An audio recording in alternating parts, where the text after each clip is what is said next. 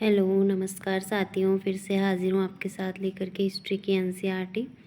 तो क्लास 12 की हिस्ट्री की एनसीईआरटी में हमारा चैप्टर 7 चल रहा है, जिसके अंदर हमने कल इसका पार्ट 1 देख लिया था, जिसके अंदर हमने देखा कि कैसे इसकी स्थापना होती है और कैसे जो है इतिहासकारों ने इस स्थान को आज भी खोज निकाला। आज हम इसके जो शासक वंश हैं आमतौर पे उनके बारे में कुछ पढ़ेंगे।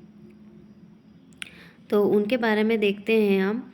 राज्य का चरमोत्कर्ष कैसे होता है और फिर कैसे उसका पतन होता है। राजनीति में सत्ता के दावेदारों में शासकीय वंश के सदस्य तथा सैनिक कमांडर शामिल होते थे। यानी सत्ता के दावेदार या तो शासक के वंश के होते थे या फिर जो सैनिक शक्तिशाली हो जाते थे वो फिर शासक बन जाते थे। पहले राजवंश जो था, सबसे प्रथम राजवंश वो हमारा यहाँ पे संगम वंश आता है। और जो इसके संस्थापक थे हरिहर और बुक्का, जिनको हमने देखा कि 1336 में ये स्थापना करते हैं इस साम्राज्य की, वो भी संगम वंश के ही थे। इन्होंने जो है 1336 से लेकर 1485 तक नियंत्रण रखा। इसके बाद इन्हें सुलुओं ने उखाड़ फेंका। यानी सेकंड जो राजवंश हमें यहाँ पे मिलता है वो है सुलु वंश, जो सैनिक कमांडर थे। यानी ये शासक वंश के नहीं थे, ये सैनिक कमांडर थे जो शक्तिशाली हुए और उन्होंने शासक वंश को उखाड़ फेंका। और 1485 से लेकर 1503 तक ये सत्ता में रहते हैं। इसके बाद तुलु शासक वंश आता है और इन तुलुओं ने जो है उनका स्थान लिया सुलुओं का। कृष्णदेव राय, जो इस वंश का हम फेमस राजा पढ़ते हैं, हमने सुना भी है, वो जो है तुलु वंश से ही था। यानी सबसे पहले संगम वंश, उसके बाद सुलु तथा लास्ट में आता है तुलु वंश। यानी इसके जो संस्थापक थे हरिहर और बुक्का, वो थे संगम वंश के, और जो फेमस राजा है इस वंश का कृष्णदेव राय, वो होता है तुलु वंश का। कृष्णदेव राय के शासन की चारित्रिक विशेषता विस्तार और सुदृढ़ीकरण थी। इसी के काल में तुंगभद्रा और कृष्णा नदियों के बीच का क्षेत्र जो रायचूर दोआब है वो हासिल किया गया 1512 में। उड़ीसा के शासकों का दमन किया गया 1514 में तथा बीजापुर के सुल्तान को बुरी तरह पराजित किया गया 1520 में। यानी यहाँ पे हमें कृष्णदेव राय की उपलब्धियाँ बताई गई हैं कि कृष्णा और तुंगभद्रा के बीच का जो दोआब क्षेत्र है, जिसे रायचूर दोआब कहते हैं, उसने इसको 1512 में जीता। उड़ीसा के गजपति शासकों का इन्होंने 1514 में दमन किया और बीजापुर के सुल्तान जो होते थे, इनको अश्वपति कहते थे, उनका 1520 में इन्होंने दमन कर दिया। हालांकि राज्य हमेशा सामरिक रूप से तैयार रहता था, लेकिन फिर भी यह अतुलनीय शांति और समृद्धि की स्थितियों में फला फूला। लेकिन देखिए, इनके पास सामरिक शक्ति भी अच्छी थी, सैन्य शक्ति भी अच्छी थी, ये आसपास के क्षेत्रों को भी जीत रहे थे, लेकिन फिर भी इनके अंदर आंतरिक शांति थी। कुछ बेहतरीन मंदिरों के निर्माण तथा कई महत्वपूर्ण दक्षिण भारतीय मंदिरों में भव्य गोपुरमों को जोड़ने का श्रेय कृष्णदेव को ही जाता है। यानी कृष्णदेव राय ने बहुत ही बेहतरीन मंदिरों, गुफाओं और गोपुरमों का निर्माण करवाया। अपनी मां के नाम पर विजयनगर के समीप ही नगलपुरम नामक उपनगर की स्थापना की तथा विजयनगर के संदर्भ में सबसे विस्तृत विवरण कृष्णदेव राय या उसके तुरंत बाद के कालों से हमें प्राप्त होता है। कृष्णदेव राय की मृत्यु के पश्चात 1529 में राज्य के ढांचे में तनाव उत्पन्न होने लगा। उसके उत्तराधिकारियों को विद्रोही नायकों या सेनापतियों से चुनौती का सामना करना पड़ा और 1542 तक केंद्र पर नियंत्रण एक अन्य राजकीय वंश अराविदु के हाथ में चला गया। यानी यहाँ पे जो अंतिम वंश हमें देखने को मिलता है वो होता है अराविदु वंश, जो 4th नंबर का यहाँ का वंश है, जो 17वीं शताब्दी के अंत तक सत्ता पर काबिज रहे। पहले की तरह इस काल में भी विजयनगर शासकों और साथ ही दक्कन सल्तनतों के शासकों की सामरिक महत्वाकांक्षाओं के चलते समीकरण बदलते रहे। अंततः यह स्थिति विजयनगर के विरुद्ध दक्कन सुल्तानों के बीच मैत्री समझौते के रूप में परिणत हुई। 1565 में विजयनगर की सेना प्रधानमंत्री राम राय के नेतृत्व में राक्षी तांगड़ी, जिसे हम तालीकोटा के प्रसिद्ध युद्ध के नाम से जानते हैं, उसके युद्ध में उतरी, जिसे बीजापुर, अहमदनगर और गोलकुंडा की संयुक्त सेनाओं द्वारा करारी शिकस्त मिली। और यही एक मेन पड़ाव है जो विजयनगर के पतन का कारण माना जाता है, वो है तालीकोटा या राक्षसी तांगड़ी का युद्ध। इसके अंदर क्या होता है कि जो बीजापुर, अहमदनगर और गोलकुंडा तीनों, जिसको कृष्णदेव राय ने हराया था, ये तीनों ही बदला लेने को आतुर थे और ये तीनों साथ में मिलकर संयुक्त रूप से इस सेना को हरा देते हैं। विजयनगर की सेना जो प्रधानमंत्री राम राय के नेतृत्व में थी और उसी के कहने पर ये युद्ध हुआ। विजयी सेनाओं ने विजयनगर पर धावा बोल के उसे बुरी तरह लूटा। कुछ ही वर्षों के भीतर यह शहर पूरी तरह से उजड़ गया। अब साम्राज्य का केंद्र पूर्व की ओर स्थानांतरित हो गया, जहां रावितु राजवंश ने पेनुकोंडा से और बाद में चंद्रगिरी जो तिरुपति के समीप है वहां से शासन किया। यानी बाद में बहुत ही सिकुड़ कर रह गया ये साम्राज्य। और इसका जो अंत है उसका मेन कारण प्रधानमंत्री राम राय कहीं ना कहीं और मेन तालीकोटा या राक्षसी तांगड़े के युद्ध को माना जाता है। राजा और व्यापारी। विजयनगर के सबसे प्रसिद्ध शासक कृष्णदेव राय, जिनका शासनकाल 1509 से 29 तक माना जाता है, उन्होंने शासन कला के विषय में अमुक्तमल्यद नामक तेलुगु भाषा में एक कृति लिखी। यानी जो कृष्णदेव राय है वो बहुत ही प्रसिद्ध शासक थे, बहुत ही समर्थ थे और इतने समृद्ध थे वो कि उन्होंने शक्ति और समृद्धि के साथ साथ काव्यों में भी पारंगता हासिल कर रखी थी। उन्होंने अमुक्तमल्यद नामक तेलुगु भाषा में एक कृति लिखी। इसके अंदर हमें व्यापारियों के विषय में पता चलता है। एक राजा को अपने बंदरगाहों को सुधारना चाहिए और वाणिज्य को इस प्रकार प्रोत्साहित करना चाहिए कि घोड़ों, हाथियों, रत्नों, चंदन, मोती तथा अन्य वस्तुओं का खुले तौर पर आयात किया जा सके। उसे प्रबंध करना चाहिए कि उन विदेशी नाविकों जिन्हें तूफानों, बीमारी या थकान के कारण उन्हें देश में उतरना पड़ता है, उनकी भलीभांति देखभाल की जा सके।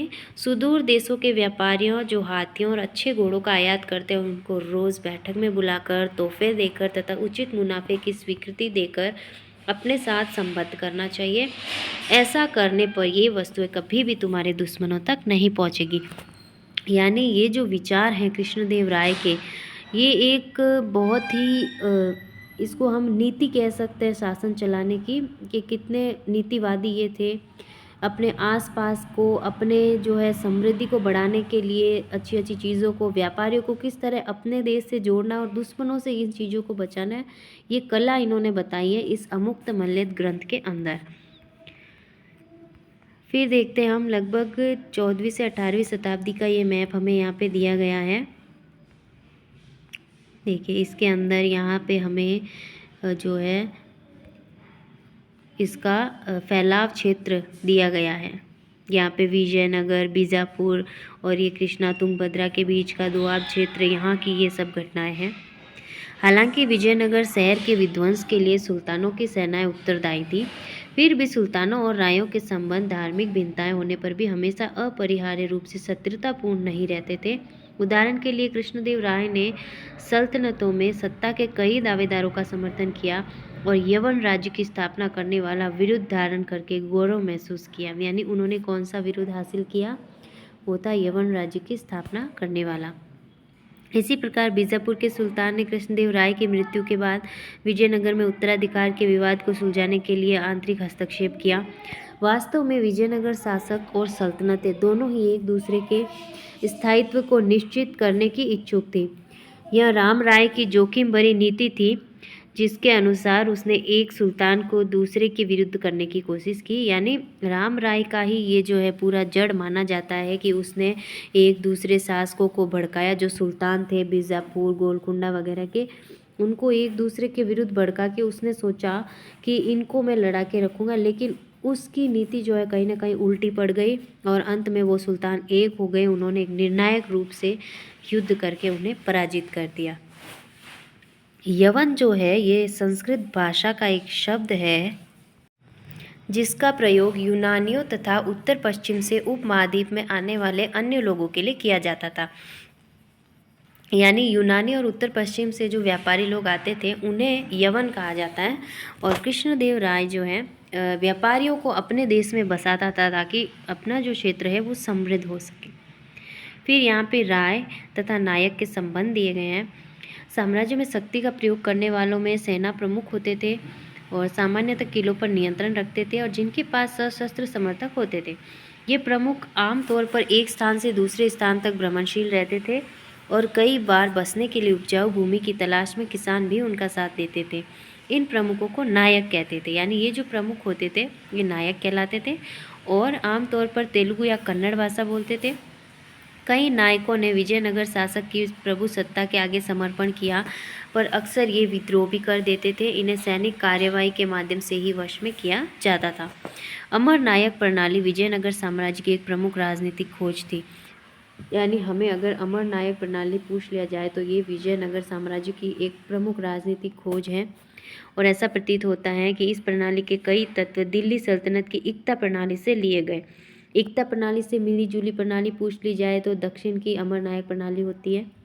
अमर नायक वो सैनिक कमांडर थे जिन्हें राय द्वारा प्रशासन के लिए राज्य क्षेत्र दिए जाते थे, यानी कुछ कुछ इक्ता प्रणाली के जैसे। वे किसानों, शिल्प कर्मियों तथा व्यापारियों से भू राजस्व और अन्य कर वसूलते थे। वे राजस्व का कुछ भाग व्यक्तिगत उद्योग तथा घोड़ों और हाथियों के निर्धारित दल के रखरखाव के लिए अपने पास रखते थे, और ये दल विजयनगर शासकों को एक प्रभावी सैनिक शक्ति प्रदान करने में सहायक होते थे, जिसकी मदद से उन्होंने पूरे दक्षिणी प्रायद्वीप को अपने नियंत्रण में किया। राजस्व का कुछ भाग मंदिरों तथा सिंचाई के साधनों के रखरखाव के लिए भी खर्च किया जाता था। अमर नायक राजा को वर्ष में एक बार भेंट भेजा करता था और अपनी स्वामी भक्ति प्रकट करने के लिए राज के दरबार में उपहारों के साथ स्वयं उपस्थित हुआ करते थे।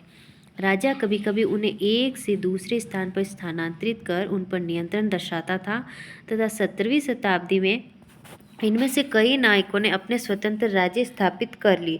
यानी राजा ने बहुत कोशिश की नियंत्रण रखने की, लेकिन फिर भी कईयों ने जो है स्वतंत्र सत्ता स्थापित कर ही ली। इस कारण केंद्रीय राज के ढांचे का विघटन तेजी से होने लगा। अमर शब्द का आविर्भाव मान्यता अनुसार संस्कृत शब्द समर से हुआ है, जिसका अर्थ है लड़ाई या युद्ध। यह फारसी शब्द अमीर से मिलता जुलता है, जिसका अर्थ है ऊंचे पद का कुलीन व्यक्ति। यानी संस्कृत और फारसी को मिलाकर के हमें कुछ कुछ अमर शब्द का, अमर नायक शब्द का जो है यहाँ पे मिश्रण देखने को मिलता है कि वो नायक जो युद्ध के समय राजा के काम आए, इस तरह से इसका अर्थ होता है। फिर देखिए हमारा पॉइंट 3, विजयनगर राजधानी और उसके परिप्रेक्ष्य, यानी क्या क्या इस राज्य की खासियत थी, इसके अंदर क्या क्या होता था। तो इस पॉइंट को हम कल करते हैं। आज हमारा वीडियो बस यहीं तक रोकते हैं। आज के लिए बस इतना ही। बहुत बहुत धन्यवाद, बने रहिए हमारे साथ।